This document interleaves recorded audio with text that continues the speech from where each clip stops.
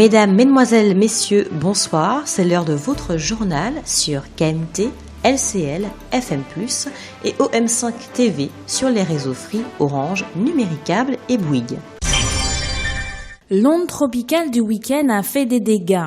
Ce mardi matin, une délégation de la collectivité territoriale de Martinique, conduite par le président du conseil exécutif Alfred Marie-Jeanne, s'est rendue dans les communes les plus touchées par les intempéries, Sainte-Marie, le Marigot et le Lorrain. Des communes qui demandent le soutien de la CTM pour financer les travaux à réaliser suite aux dégâts. L'opération Les Bâtisseurs de Paradis vient d'être lancée. Cette année, cette manifestation est axée sur le nord de la Martinique. Rappelons-le, il s'agit principalement de sensibiliser la population aux grands enjeux du développement touristique de notre île et au rôle qu'elle peut y jouer. Lundi 5 septembre, les forces de sécurité, police et gendarmerie ont procédé à une visite terrain aux abords du lycée professionnel de Dillon, du collège Fernand Donatien et de l'école Victor Hillion à Fort-de-France.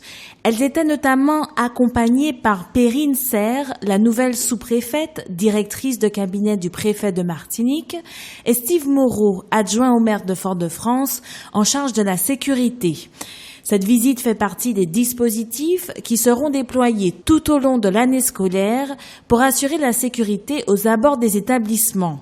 Une opération menée sous l'autorité du préfet de Martinique en lien étroit avec les collectivités et les chefs d'établissement sur l'ensemble de la Martinique.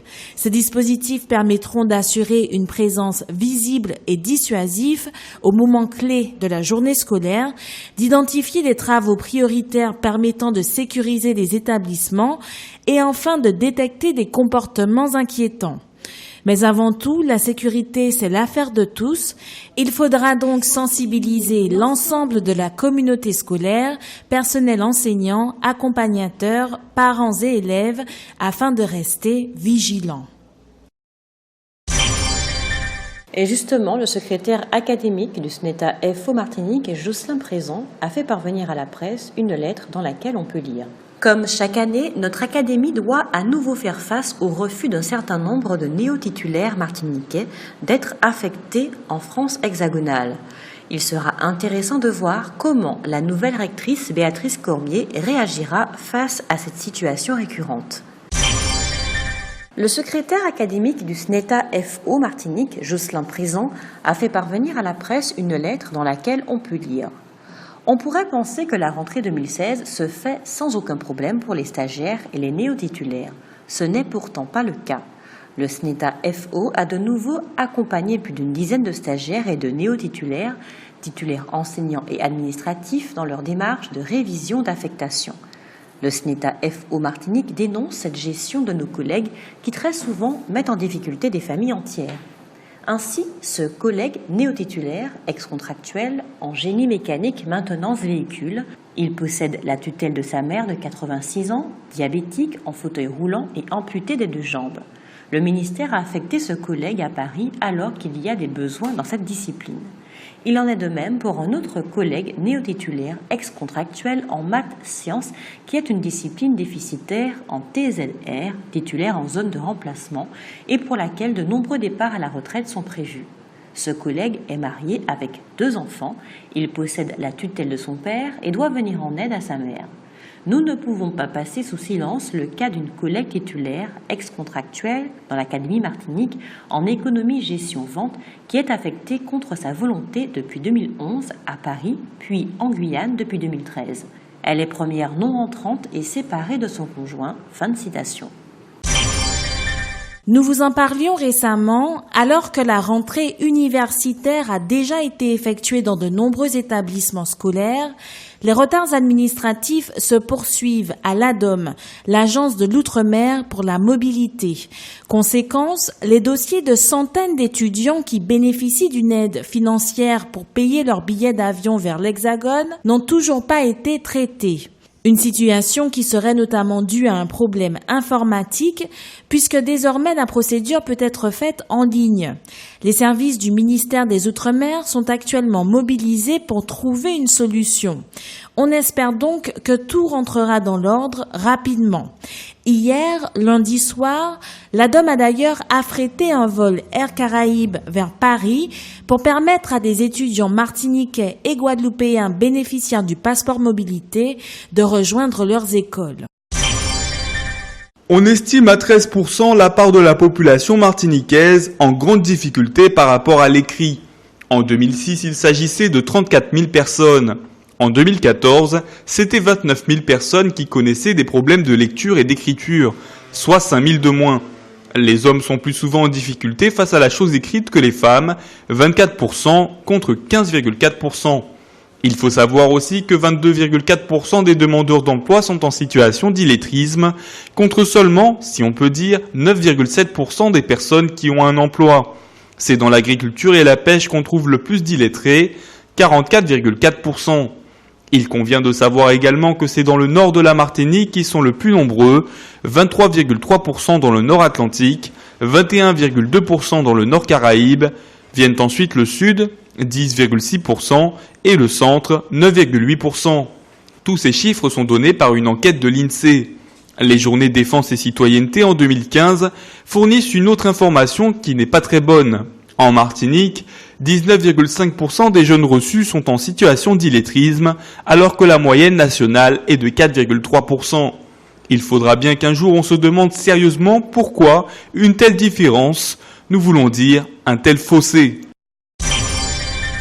Depuis la fin du mois d'août, ce n'est plus la société Fizer qui est en charge du ramassage des déchets domestiques sur le territoire de la CACEM. Le marché public est désormais partagé entre deux entreprises, la Seine et Alizé Environnement. Mais il semblerait que ces deux acteurs ne soient pas encore opérationnels, puisque cette semaine, les déchets n'ont pas cessé de s'amonceler dans les conteneurs au grand désarroi des usagers.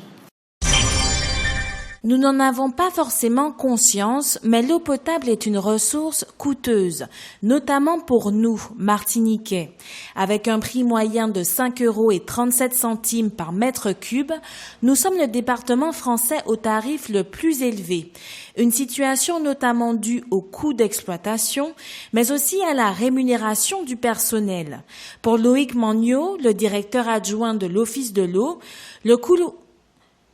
le coût plus élevé s'explique notamment en raison de la bonification des salaires.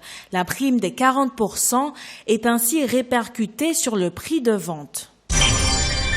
Sans relâche, la Sopamar poursuit son combat contre la construction de la nouvelle unité de l'usine du Galion.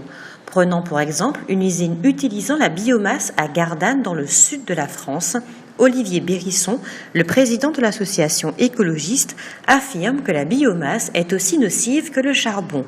En plus des particules fines, ce mode de combustion dégagerait également une quantité importante d'azote dans l'atmosphère.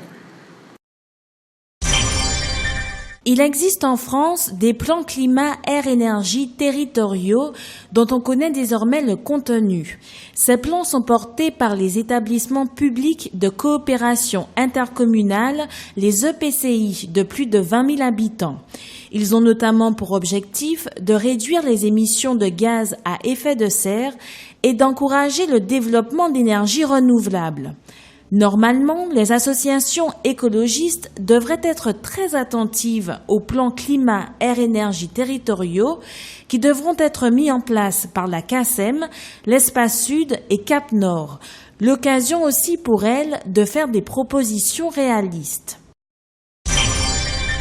Avec une prévision de 210 000 tonnes, notre production de bananes sera la plus importante de ces 10 dernières années. Le secteur qui emploie 5 000 personnes et qui génère 140 millions d'euros de chiffre d'affaires se porte donc plutôt bien en Martinique. Nous serions même responsables de 40% de l'approvisionnement du marché hexagonal. Toujours est-il que la profession doit faire face à un manque de renouvellement générationnel, à des maladies de plantes comme la cercosporiose ou encore aux tentatives de plus en plus menaçantes de la banane américaine de pénétrer le marché européen. De toutes les régions ultra-périphériques de la France, la Nouvelle-Calédonie est celle où l'écart des prix avec l'Hexagone est le plus important, 34% plus élevé. En Polynésie française, cet écart est de 25,9%, en Guyane de 13%, en Martinique de 9,7%, en Guadeloupe de 8,3% et à La Réunion de 6,2%. Disons-le, une fois encore, ces chiffres apparaissent surréalistes à ceux qui peuvent comparer effectivement les prix lorsqu'ils se rendent en France. Il leur apparaît évident que la différence est en réalité beaucoup plus grande en notre défaveur. Mais ce qui est le plus surprenant, c'est que ces chiffres qui datent de 2010, nous sommes en 2016, sont actuellement diffusés dans plusieurs publications. On se demande bien pourquoi. On se rappelle que régulièrement, certains courants politiques français remettent en cause la surrémunération dont bénéficient les fonctionnaires dans les Outre-mer. Ils estiment qu'elle est bien supérieure à la différence de prix qu'elle est censée compenser. Pour la Martinique, par exemple, 40% de surrémunération et moins de 10% de différence de prix. Baisse de l'impôt sur le revenu, baisse de la CSG, la contribution sociale généralisée pour les retraités modestes, ou augmentation de la prime d'activité, plusieurs pistes étaient étudiées pour réduire à nouveau les impôts en France hexagonale et dans les Outre-mer en 2017. Il semble que ce soit finalement la baisse forfaitaire de l'impôt sur le revenu qui soit désormais privilégiée pour un montant d'1 milliard d'euros au lieu des 2 milliards annoncés. Après un début de mandat marqué par les fortes hausses des impôts sous François Hollande, le ministre de l'économie Michel Sapin a lui-même déclaré, citons-le, « La France est montée à un niveau qui n'était plus supportable pour les Français ». C'est donc jeudi, le 8 septembre prochain, que Bercy présentera ses arbitrages. La baisse de l'impôt sur le revenu concernerait ainsi les classes moyennes, grosses contributrices de la consolidation budgétaire ces dernières années. Dans un rapport remis récemment sur cette question, il apparaît par ailleurs que cette consolidation budgétaire en France a beaucoup plus pesé sur les ménages que sur les entreprises, alors que les impôts locaux notamment ont fortement augmenté ces dernières années. Rappelons que l'impôt sur le revenu est au cœur des débats depuis qu'il a été créé le 15 juillet 1914. Aujourd'hui, il représente une part de plus en plus faible dans les recettes fiscales de l'État et touche moins de la moitié des foyers fiscaux, une faiblesse qui a été compensée par la création de la CSG, sorte de deuxième impôt sur le revenu, mais qui, lui, n'est pas progressif. Nous vous avons signalé qu'Édouard Fritsch, le président de la Polynésie française, souhaite créer dans cet archipel la plus grande réserve marine du monde. Barack Obama a la même ambition, mais à proximité des îles Hawaï. Nous vous en avons également parlé, pas étonnant donc qu'il se soit rendu à la 10e conférence des dirigeants des îles du Pacifique. La présence du président des États-Unis n'est évidemment pas passée inaperçue. C'est le signe que la zone océanique revêt un grand intérêt géostratégique aux yeux des Américains. Édouard Fritsch et Barack Obama se sont rencontrés au cours de cette conférence.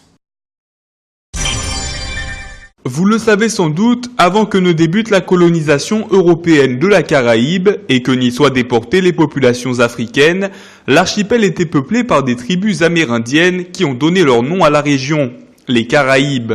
Tout comme leurs compatriotes du continent américain, la plupart ont été exterminés ou déportés lors de l'arrivée des colons occidentaux. Et pourtant, aujourd'hui encore, aussi surprenant que cela puisse paraître, il existe une communauté d'ascendance caraïbe, non loin de nous qui plus est. Sur l'île de la Dominique, grâce aux territoires escarpés et aux forêts denses, les Indiens ont longtemps pu résister à la colonisation, française d'abord, puis britannique. Lorsque l'île est définitivement conquise par la couronne d'Angleterre, ils se regroupent autour de la petite ville de Salibia.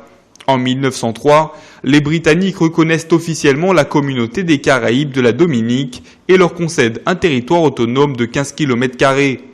Ils n'étaient alors que 400, ils sont désormais 3000, soit 4% des habitants de la Dominique. Aujourd'hui, ils vivent essentiellement d'une agriculture collective, de l'artisanat traditionnel, mais également du tourisme généré par le village amérindien traditionnel qu'ils ont reconstitué. Malgré ça, les Caraïbes sont la population la plus pauvre de la Dominique et souffrent notamment d'importantes difficultés d'accès à l'eau, l'électricité, l'éducation. Très attachés à leur culture identitaire, ils ont renoué des liens avec d'autres communautés d'Amérique du Sud et font désormais entendre leur voix jusqu'aux Nations Unies. Outremernews.fr, site d'information actualisé 24 h sur 24, 7 jours sur 7.